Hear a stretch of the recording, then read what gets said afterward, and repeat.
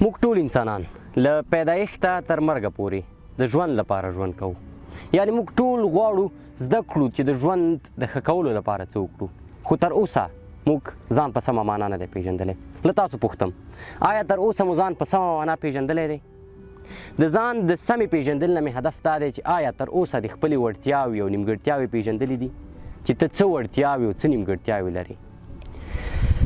زموږ انسانان په ټوله نړۍ کې او حتی خاص په افغانستان کې زموږ خلک چې دي دوی د لږې وړتیا د نشتون له امله ډېر زیات رټل کېږي، تحقیر نیول کېږي، چې دا هیڅکله هم سم کار نه دی. ځکه موږ ټول انسانان داسې وړتیاوې لرو چې هغه زموږ خاصې وړتیاوې دي. موږ چې کله پیدا کېږو موږ د ځینو خاصو وړتیاو سره پیدا کېږو. موږ دې دنیا ته له یوه خاص هدف سره راځو. البته د الله تعالی عبادت زموږ فریضه ده، خو د هغې فریضې تر څنګه موږ د یوې وړتیا په لرلو سره د یو هدف په لرلو سره د دنیا لپاره د دغې بشریت لپاره یو خاص کار کوو چې هغه خاص کار زموږ د ژوند هدف دی. دا چې موږ د ژوند هدف څنګه معلوم کړو دا مهمه خبره ده. زموږ زیاتره وګړي په دې نه پوهیږي چې زما د ژوند هدف څه شی دی. په همدغه علت نه بیا د ځان عزت کوي او نه نور عزت کوي، ځکه چې دې تر اوسه پورې ځان نه دی پیژندلی.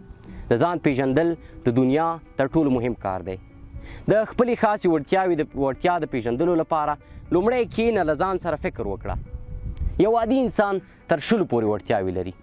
نو که چېرته ته ځان سره فکر وکړې او خپلې وړتیاوې لیست کړې، ته کولی شي خپلې وړتیاوې پیدا کړي. له ملګرو دې پوښتنه وکړه، له کورنۍ دې پوښتنه وکړه، له استادانو، له خپلوانو، له ټولو پوښتنه وکړه چې تا کې کومه وړتیا شته دی.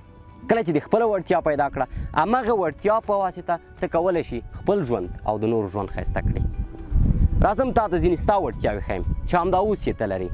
دا چې تا ته دې معلومي دا ستا د یوې وړتیا د نشتون له کبله. ته یوه وړتیا نه لرې، هغه دا چې خپلې وړتیاوې وپېژنې. ته یوه وړتیا دا لرې چې ما ته دې غوږ نیولی دی، حوصله لرې. دا یوه وړتیا، ما ګورې، زما خبرې اورې. ورسره څنګ کې همدا اوس ته دومره امکانات لرې چې ما پکې وګورې. نو ته وړتیا او امکانات لرې، خو دا چې ته ترې استفاده وکړې ډېره زیاته مهمه ده. دویمه خبره د نیمګړتیاو ده. دا چې انسان پیدا د نیمګړتیاو سره نه دی. زموږ داسې فکر کوو چې زما پیدایښت سره ما پلانکۍ نیمګړتیا لرودله، بستانکۍ نیمګړتیا مې لرله. د پیدایښت سره موږ هېڅکله کومه نیمګړتیا نه لرو، بلکې نیمګړتیاوې موږ کسب کوو. دا کسبي اعمال دي. د وخت په تېرېدو سره موږ نیمګړتیاوې پیدا کوو. هغه نیمګړتیاوې موږ له ټولنې څخه زده کړي دي، او که چېرته وغواړو له منځه یې وړلی شو.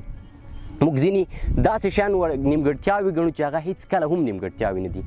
که چېرته ته فکر کوې چې ستا قواره ستا نیمګړتیا ده، ته غلط یې. دا ستا نیمګړتیا نه ده. ستا نیمګړتیا دا نه ده چې ته خوله کې مشکل ولرې او خبرې ونشي کولی، خو ستا نیمګړتیا دا ده چې ته دغه د نیمګړتیاو د حل لپاره هېڅ کار ونه کړي. هېڅکله په ژوند کې ځان له نورو سره مه مقایسه کوه. موږ یو مشکل لرو، موږ ټول عمر غواړو له نورو سره مقایسه وکړو. مقایسه مه کوه. ته په خپل ژوند کې بېساری یې، ته یونیک یې. ته چې هر څه کې هغه تا لپاره خاص پیدا شوي دي. ته په خپله نړۍ کې خاص یې.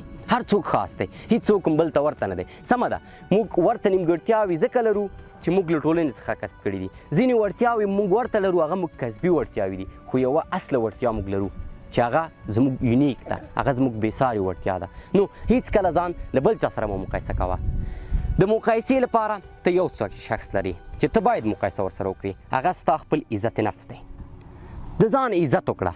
ځان د خپلو هغه نیمګړتیاوو سره چې ټولنې ته نیمګړتیاوې ښکاري ومنه. خپلې وړتیاوې ومنه. ځان ومنه چې زه څوک یم. کله چې د ځان ومنه او د ځان عزت یې وکړ، نو ټوله نړۍ به ستا ځکه عزت وکړي چې تا د ځان عزت کړی. خو که چېرته ته د ځان عزت نشي کولی، هېڅوک هم ستا عزت نه کوي. نو په اخره کې درته یو سپارښتنه کومه.